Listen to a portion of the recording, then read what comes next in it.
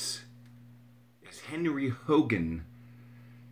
His claim to fame was owning and running the St. Lawrence Hall, which was one of Montreal's more important hotels.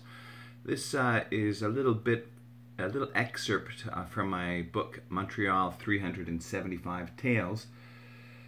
St. Lawrence Hall, 139 St. James, from 1851 to 1910.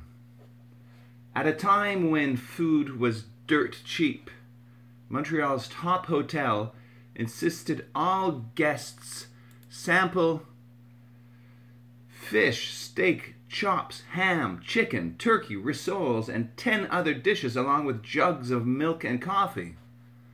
And that was just for breakfast.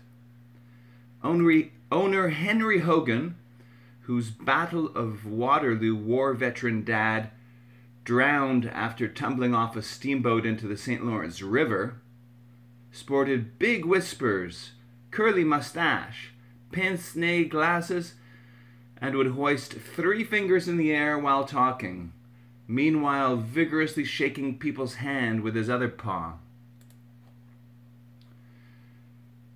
Hogan felt protective of his guests and once stood guard outside the room of Pope critic Alessandro Gavazzi, whose 1853 visit sparked a 9-death riot near Victoria Square.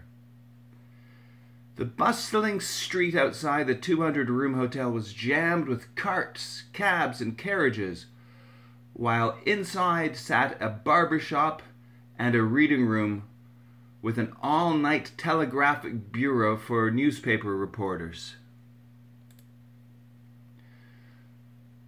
Hogan hosted annual Christmas dinners for his ink-stained wretches, and the kindness was returned, as one critic described the hotel as a fine, handsome house after the styles of the new hotels in London and Paris.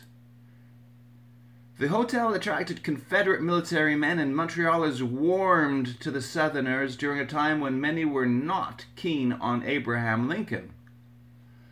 While playing billiards, guest John Wilkes Booth boasted, likely under the effects of cocaine, about his plan to assassinate Abraham Lincoln, a promise that he unfortunately kept.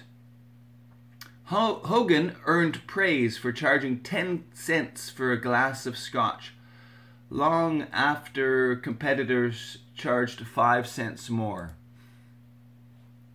Hogan died just after the turn of the century, before hard-drinking federal train minister Henry Emerson resigned after being caught with 2 women in his room in 1909.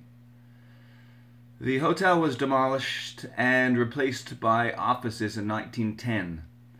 A Craig Street annex stayed open until 1933.